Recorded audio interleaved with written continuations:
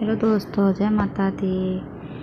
आज हम कथा लेकर आए हैं मीराबाई के अनोखे प्रेम की कथा, अध्याय 19। आशा करती हूँ आप लोगों को बहुत अच्छी लगेगी। अगर अच्छी लगे तो लाइक शेयर ज़रूर करें, सब्सक्राइब ज़रूर करें, बेल आइकन ज़रूर दबाएं, जिससे आपको अगली कथाएँ सबसे पहले आपके पास आ जाएंगे। तो चलिए शुरू करते हैं रिश्ता अनोखे प्रेम की कथा, अध्याय 29। मीरा श्याम कुंज में अपने गिरधर के समक्ष बैठी उन्हें आश्चर्यचकित नेत्रों से निहार कर रही थी। बाईसा बाईसा हुकुम केसर दौड़ी हुई आई, उसका मुख प्रसन्नता से खिला हुआ था। बाईसा, जिन्होंने आपको गिरधर लाल बख्शे थे ना, वे संत नगर मंदिर में पधारे हैं। एक ही सांस में केसर ने सब बतलाया। ठाकुर ने बड़ी कृपा की जो इस समय संत दर्शन का सुयोग बनाया। मीरा ने प्रसन्नतापूर्वक कहा, जा केसर, उन्हें राज मंदिर में बुला ला। मैं तेरा एहसान कभी नहीं भूलूंगी। एहसान क्या बाईसा, हुकुम। मैं तो अब आपकी चरण रज हूँ। मैं तो अपने घर से आ रही थी तो वे मुझे रास्ते में मिले। उन्होंने मुझसे सब बात कहकर यह प्रसादी तुलसी दी और कहा कि मुझे एक बार मेरे ठाकुर जी के दर्शन करा दो। अपने ठाकुर जी का नाम लेते ही उनकी आंखों से आंसू बहने लगे। बाईसा, उनका नाम भी गिरधर दास है। मीरा शीघ्रता से उठकर महल में भाई जयमल के पास गई और उनसे सारी बात कही। उन संत को आप कृपया कर श्याम कुंज ले पधारिए भाई। जीजा किसी को ज्ञात हुआ तो गजब हो जाएगा। आजकल तो राजपुरोहित जी नगर के मंदिर से ही आने वाले का सत्कार कर विदा कर देते हैं। सब कहते हैं इन संत बाबाओं ने ही मीरा को बिगाड़ा है। महू आप रे पगा पड़ू भाई। मीरा रो पड़ी। भगवान आप रो भलो करेला।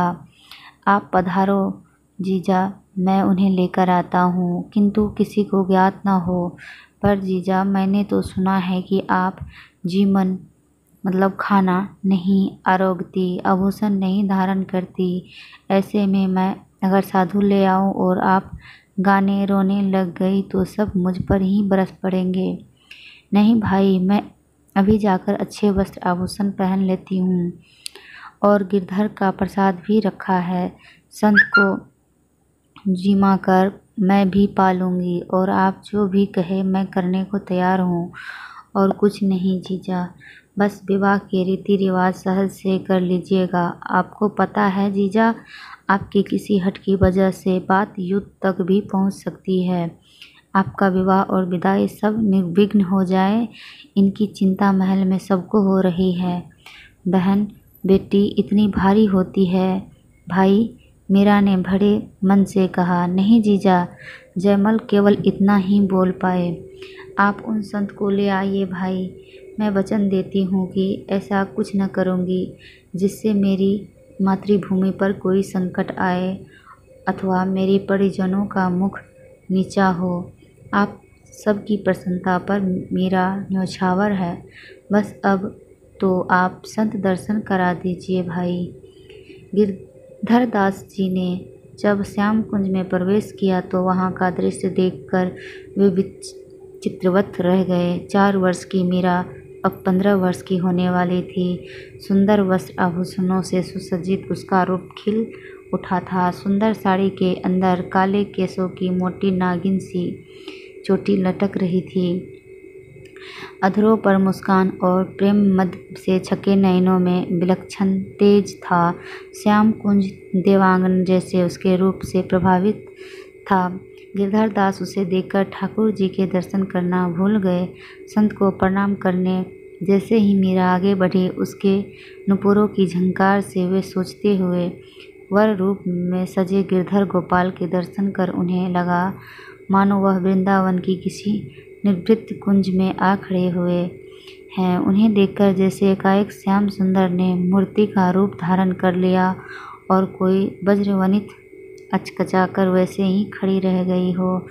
उनकी आंखों में आंसू भर आए। श्याम कुंज का वैभव और उस दिव्यांगना प्रेम पुजारिन को देख देखकर उन्होंने ठाकुर जी से कहा, इस रमतेज साधु के पास सूखे टिक्कड़ और प्रेमहीन हृदय की सेवा ही तो मिलती थी तुम्हें। अब यहाँ आपका सुख देखकर जी सुखी हुआ, किंतु लाला जी इस प्रेम वैभव से इस दस को भुला मत देना। अपने गिरधर के हृदय नेत्र भर दर्शन कर लेने के पश्चात पावा वस्त्रखंड से आंसू पोंछते हुए बोले, बेटी तुम्हारी प्रेम सेवा देख मन गदगद हुआ।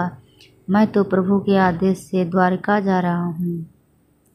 यदि कभी द्वारका आओगी तो भेंट होगी, अन्यथा लाल जी के दर्शन की अभिलाषा थी सो मन तृप्त हुआ। गिरधर गोपाल की बड़ी कृपा है महाराज, आशीर्वाद दीजिए कि सदा ऐसी ही कृपा बनाए रखे। ये मुझे मिले या ना मिले, मैं इनसे मिली रहूं। आप विराजे महाराज।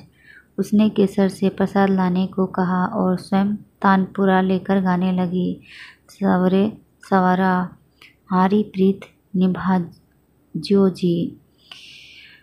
आज के लिए इतना ही। ध्यान से सुनने के लिए धन्यवाद। जय माता दी।